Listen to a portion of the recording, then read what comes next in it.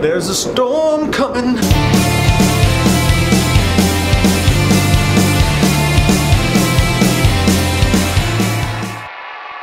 Hey guys, welcome back to We Watch a Movie. I'm Mike. I'm Jay. And this is the review for National Treasure 3. I loved The it. Nun.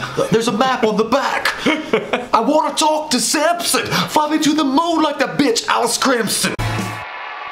So the Nun, I was hopeful that this would be scary as fuck because the Nun is a really scary fucking character. But they tied it into the Conjuring universe and it felt more like a Pirates of the Caribbean ride than it did a fucking scary movie. This movie was as flat as Tom Brady's footballs. I cannot believe that it was fucking cleared. No, look, I mean, the thing about it is the story was kind of lackadaisical as far as like as you're watching it and as you're going along. The only thing they did right overall was I think that they added at least a unique atmosphere to it. I mean, it did build up in certain scenes to a point where you were like, okay, nipples are erect and I'm having fun lactating. But then if eventually it doesn't happen and you know, whatever. I mean, there was some unique jump scares in it. There were some moments in it that you're like, oh, you know, that's pretty good. And like, I'm kind of interested to see where this goes. But usually it's just a drop ball after drop ball and he's fumbling all over the place like O.J. Simpson's Alibi. But either way, we're having a good time while we're watching it and we're not worried about that. I got the juice! He was definitely on the juice. But also, the nun herself, I don't know, like she was scary in scenes, but like I'm watching it though and I'm just like, there's a lot of CG shit going on in her face. Underused too, man. Yeah, she was so much scarier in The Conjuring 2 than she was in because she was barely there. Yeah. And like they over CG'd when they did close in on her, it was just too much CG. And then like, dude, like that was the thing, like this movie, I kept wanting to get into it. I would literally go off somewhere in my brain while the movie was going on. It was telling this gothic tale, and it is gothic. They've got the look, the setting. The setting's great. It looks good, but it's just too Hollywood, man. Like even the parts where the setting's cool and like the gothicness is on point, I just can't help but feel like, you know, like if this was just a random movie that came out and it wasn't tied to anything and you didn't know how much money they had behind everything and there wasn't that much CG, I could see certain scenes being a lot scarier than they were. But there's just like a palpable feeling of like, you know, you're on a Hollywood set. It's like I could not believe what was happening. Like it was, for one, the story is all over the fucking place. They just make up rules as they go. There's a million things that happen in the movie that I'm just like, why did that snake just come out of that dude's mouth? Yeah, there's certain things like you know, a possessed boy that has like a dick-like tentacle that just somehow springs from his fucking mouth. And, you know, and it's like that's not Conjuring anymore. You're like on Mortal Kombat term shit now. I don't even know what is going on. What kind of Jolly Rancher did you feed me, fucker? One of the sisters of the Abbey kills themselves because they want to prevent some evil from escaping it. The Vatican hears of this and sends a broken down priest recycled from 3 different versions of The Exorcist Part 3 to go investigate it.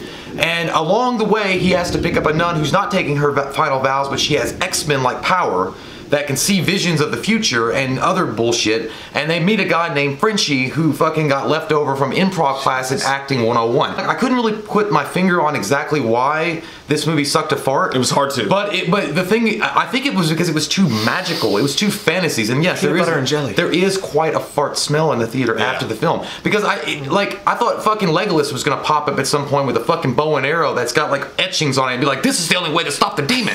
And you're like, oh, it makes sense. Or fucking Bruce Campbell jumping from the tree with a goddamn, you know, there were several times where I thought, man, this would be cool if Bruce Campbell showed up. There was one specific scene in the movie. Graveyard? Yes. Yep. And that is so Evil Dead. And it's not just evil, it's not like cool Evil Dead where like Evil Dead's cool no matter what, but it's not like the scarier version of Evil Dead. It's more of the jokey, hokey kind of jump scary, not very scary kind of situation. I just can't relate or put myself in their shoes because it feels like it feels too much like a fucking movie. Like there's the really cool shit that they did. There's one scene in particular with people with old bag heads on, and I was like, man, this looks freaky. It looks fucked up. It looks cool as shit. I wish that there was a story around this I could get into and actually be scared, but I can't. I just can't. The visuals don't. The story doesn't meet the visuals. And even though they did over CGI some stuff they did a really good job with, and it looked cool and it looked scary, and they tried to fucking Fast and Furious the thing and throw the whole kitchen sink at you a few times. But when you can't piece together the story and there are no rules and you don't know exactly what the fuck's going on, you just know you're supposed to be scared, it's easy to sit in the theater and go, ah! You know, if you don't watch a lot of horror movies, but horror movie buzz, like I want a good story there. Like I want something like to latch onto, and it wasn't. It was just they were trying to fucking jump scare you to death, and it was just whatever. Yeah, I think they were infatuated more with the idea of a roller coaster type of horror movie rather than an actual good telling of a horror movie. I mean, there's a lot of people that fall into that trap where it's like, let's just make something, you know, slam bam in your face, much like prostitutes in Hollywood or New York, and they just want to get it done quick, cheap and easy, and you're having good fun, you know, with your date or whatever, with a bunch of friends that are drunk, and that's all that it's going to be. It's not going to be anything lasting or cool. I like the broken down priest guy. Yeah, even though the character is reused from so much shit, I liked him. He was good in the movie. Taissa Farmiga, I think that I'm saying her name right. I might not be. From American Horror Story. She wasn't bad. I liked her. You know, she's a good actress, but in this movie she had Kristen Stewart syndrome. The whole movie she was just like, it was the same reaction. And that Frenchy fucking guy, who is a straight up Disney fucking character. He's a Disney character. He's brought in for comedic from relief. Rapunzel. He's not funny at all. He doesn't fit in the movie. He does not belong in a horror movie. He's the guy behind the camera in Cloverfield. It's just annoying as fuck. Hello.